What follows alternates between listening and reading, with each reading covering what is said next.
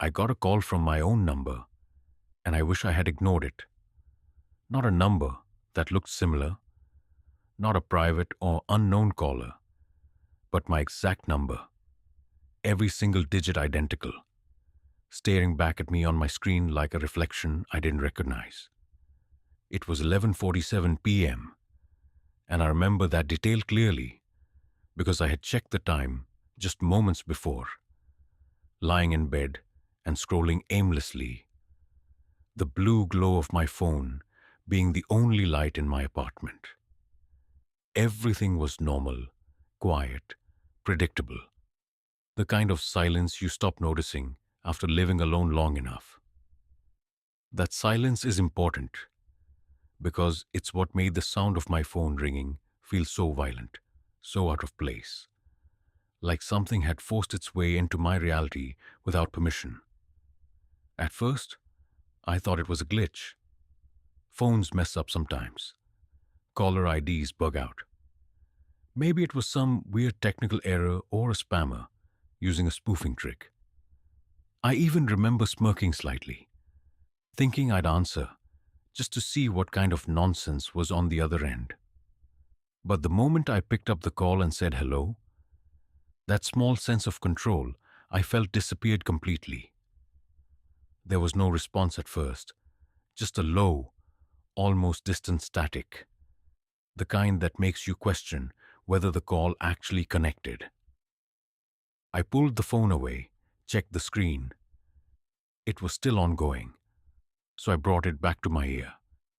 And that's when I heard it. Breathing. Slow, uneven breathing. Too close to the microphone, too real to ignore. My stomach tightened instantly because something about that sound felt familiar in a way I couldn't explain.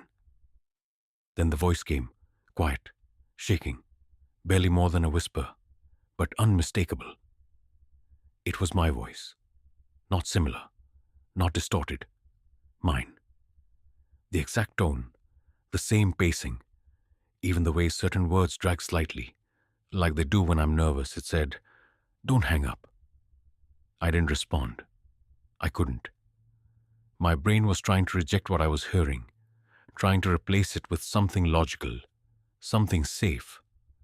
But there was nothing safe about hearing yourself speak from somewhere you weren't. I felt my grip tighten around the phone as I slowly raised it closer to my ear again. Like getting physically closer would somehow make it make sense. And then it said something that snapped whatever calm I had left. "He's behind you." I turned around instantly, faster than I thought my body could move. But there was nothing there. My room was exactly as it should be. Empty, still, quiet. The closet door was shut, the window locked, the main door closed exactly how I had left it. But my heart was racing now, pounding so loudly it felt like it was filling the entire room. I stood up, scanning every corner, every shadow, trying to prove to myself that I wasn't in danger. When I brought the phone back to my ear, the breathing was still there, but now it was mixed with something else. Panic. My voice again, but this time it sounded terrified, on the edge of breaking. "Listen to me," it said. "You don't have much time." My mouth felt dry as I forced myself to speak. "What are you talking about?" There was a pause, and then it said, "You need to leave right now." I asked, "Leave what?" And it answered, "The apartment, before he gets there." That was enough for me. I hung up. I told myself it was a prank, that someone was messing with me, that there had to be an explanation. People can mimic voices. Technology can do crazy things. But no matter how many explanations I tried to come up with, none of them explained how it sounded exactly like me. Every inflection, every breath. I laughed nervously, trying to shake it off, but the sound of my own voice felt weak and hollow, like even I didn't believe it. And then my phone rang again. I didn't need to check to know who it was, but I did anyway. My number, calling me again.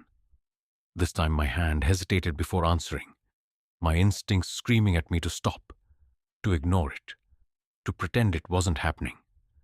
But curiosity is a powerful thing, and fear has a way of pulling you deeper instead of pushing you away. So I answered. The screaming started immediately, loud and raw, and filled with the kind of terror that made my chest tighten. It was me again, but this time there was no control, no calm, just panic. "Please," my voice shouted, "please don't." And then a loud crash cut it off. Something heavy slamming open, followed by fast footsteps that sounded like they were getting closer. "Run!" my voice screamed, and then the call ended.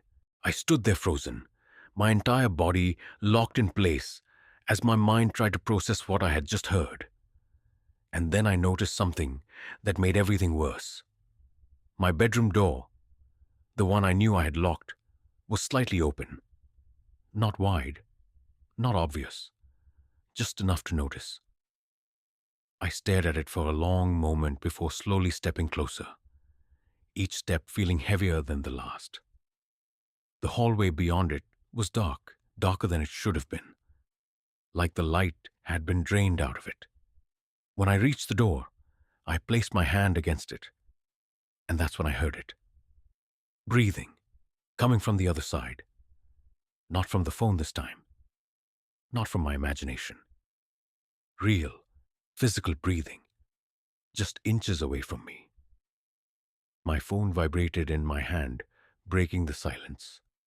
I looked down and saw a new voicemail notification from my number. The timestamp read 11:52 p.m. The breathing on the other side of the door stopped instantly, like whatever was out there had heard it too. I didn't wait to find out what would happen next. I ran. I don't remember unlocking the door or grabbing my keys. I just remember moving, running down the hallway, down the stairs, out into the cold night air. I didn't stop until I reached my car, locking the doors behind me and sitting there, gasping for breath. My hand shaking so badly, I could barely hold on to my phone. I stayed in my car the entire night, too afraid to go back, too afraid to listen to the voicemail, too afraid to even close my eyes. When morning finally came, everything looked normal again. Almost painfully. Normal, like nothing had ever happened. I told myself it was over, that I had imagined it, that stress or exhaustion had gotten to me. I needed something to believe in, something that made sense. So, I chose the simplest explanation. And against my better judgment, I went back inside. The apartment looked untouched. Nothing was broken, nothing was out of place. Nothing suggested that anything had been there at all. But my bedroom door was wide open now, and on the inside, there were deep scratch marks. Long, uneven lines carved into the wood like something had been trying to claw its way out. My phone buzzed again, pulling my attention away from the door. Another voicemail. Same number. My number. My thumb hovered over the screen for a long moment before I pressed play. At first, there was nothing but static. Then my voice came through. Calm this time. Unnaturally calm. "You shouldn't have come back." The message ended, and the silence that followed felt heavier than anything I had experienced before. And then, just as I began to lower the phone, I felt it. Breathing. Right next to my ear. Not from the phone. Not from across the room. Right behind me. A whisper followed, soft and almost gentle. "You didn't listen." I don't remember how I got out after that. I don't remember leaving the apartment or getting back to my car. All I know is that I'm not there anymore, and I don't plan on going back. But my phone hasn't stopped ringing. Every time I look at it, I see my number calling again, over and over, like something is trying to reach me, something that's getting closer to sounding like me every time I hear it. And I've started to notice something else too. When I speak, sometimes my voice doesn't sound quite right anymore, like there's a slight delay, a faint echo, like something is repeating me just a fraction of a second too late. So if your phone ever rings and you see your own number on the screen, don't answer it. Don't let curiosity get the better of you. Because whatever is on the other side isn't just calling you, it's learning you. And once it knows enough, it might not need to call anymore.